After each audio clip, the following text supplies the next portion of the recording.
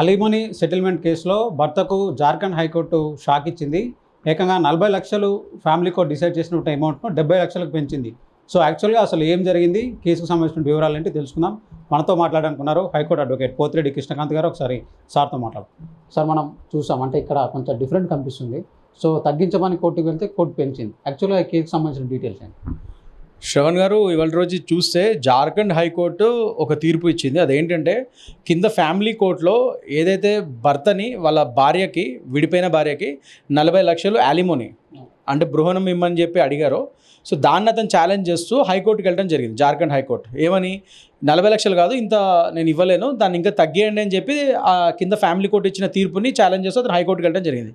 కానీ జార్ఖండ్ హైకోర్టు ఇతని యొక్క ఇన్కమ్, ఇతని యొక్క ఆస్తులు అన్ని పరిగణలోకి తీసుకొని అసలు ఇంకా ఇతను 40 లక్షలు కాదు, అసలు తగ్గడం కాదు, ఇంకా అతను ఆస్తుల విలువ కానీ లేకపోతే అతని యొక్క సంపాదన కానీ చాలా ఎక్కువగా ఉంది. ఎందుకంటే అతను ఒక పెద్ద సాఫ్ట్వేర్ ఇంజనీరు, ఒక సాఫ్ట్వేర్ కంపెనీలో చాలా పెద్ద పోస్ట్లో ఉన్నాడు. సో నీ లక్షల జీతం పెట్టుకొని మీరు ఇంకా తగ్గేయమని అడుగుతారండి, ఇంకా అసలు రివర్స్లో ఇంకా అసలు ఎక్కువ ఇవ్వాలి మీరు అని చెప్పి ఆ 40 లక్షలు కాస్త ఒక 70 లక్షలు చేయడం జరిగింది. సో దానికి ఇదొక క్లియర్ ఎగ్జాంపుల్ ఏంటంటే ఇవాళ రోజు కేవలం భార్యలకి అలిమోని ఇవ్వడం అంటే ఏదో వాళ్ళకి కొద్దిగా ఇంత డబ్బులు ఇచ్చేయడం కాదు.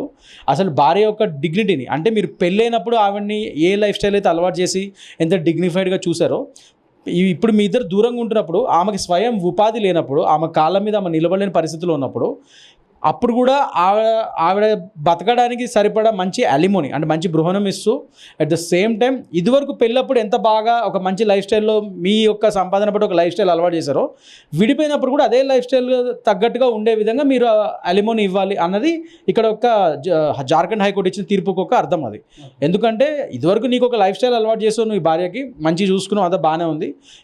ఇప్పుడు ఆవిడ ఒక హౌస్ వైఫ్, ఇప్పుడు ఆమె సొంతంగా స్వయం ఉపాధి లేదు, ఆమె సొంత కాళ్ళ మీద ఆమె నిలబడలేని పరిస్థితి. సో ఇప్పుడు నువ్వు ఒక లంసమ్ అమౌంట్ అలిమోని అనేది ఇస్తున్నప్పుడు అది నీ ఇదివరకు లైఫ్ స్టైల్ ఏదైతే ఉందో, ఆమెకి ఎలా అయితే పెళ్ళప్పుడు ఉందో అదే లైఫ్ స్టైల్ ఇప్పుడు కూడా కంటిన్యూ అవ్వాలి. సో అప్పుడు వరకు నువ్వు దాని తగ్గట్టుగా ఇవ్వాలి. 40 lakhs ఇంకా నువ్వు పైనుంచి ఇంకా తగ్గిమని అడుగుతున్నావు, చాలా తప్పది. నీకున్న సంపాదన కానీ నీకున్న ఆస్తి విలువలు కానీ చాలా ఎక్కువగా ఉన్నాయి. సో ఈ 40 లక్షల కంటే అసలు తగ్గడం కాదు, ఇంకా ఎక్కువ పెంచుతున్నావు అని చెప్పి ఒక 70 lakhsకి దాన్ని ఇంకా పెంచడం జరిగింది.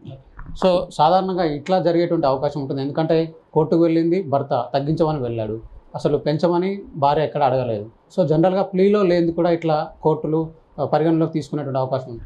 అంటే అలా కదండి, ఇప్పుడు అతను అపీల్కి వెళ్ళినప్పుడు అవతల పార్టీకి కూడా కౌంటర్ వేయడానికి దానికి ఛాన్స్ ఇస్తారు కదా, రెండు వైపులా వాదనలు వింటారు.